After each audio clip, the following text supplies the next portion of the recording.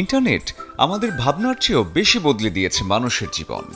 Virtual world নতুন আরেক দুনিয়া, যেখানে বাস্তবতা আর কল্পনার সীমারেখা মিলেমিশে একাকার।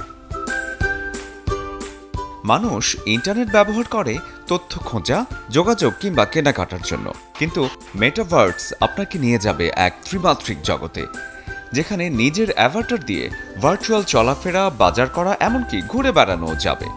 টেক জায়ান্ট মেটা, গুগল, মাইক্রোসফটের নজর এখন সেদিকেই।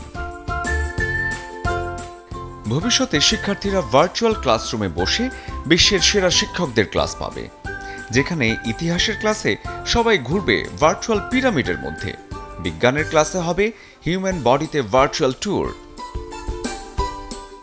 চিকিৎসা ক্ষেত্রে কতটা পরিবর্তন হয়েছে তা বিশ্বের সেরা হাসপাতালগুলোর দিকে তাকালেই বোঝা যায়।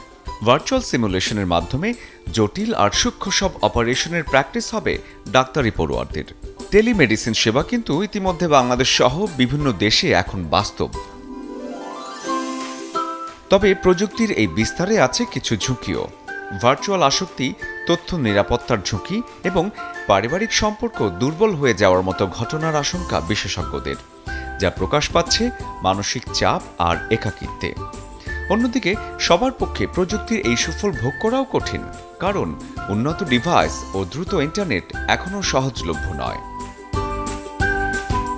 এআই এর যুগে কল্পনা আর বাস্তবের ফারাকে মেটাভার্স হতে পারে অনলাইন মিথস্ক্রিয়ার পরবর্তী এক বিপ্লব। শরীফুল হক, চ্যানেল 24।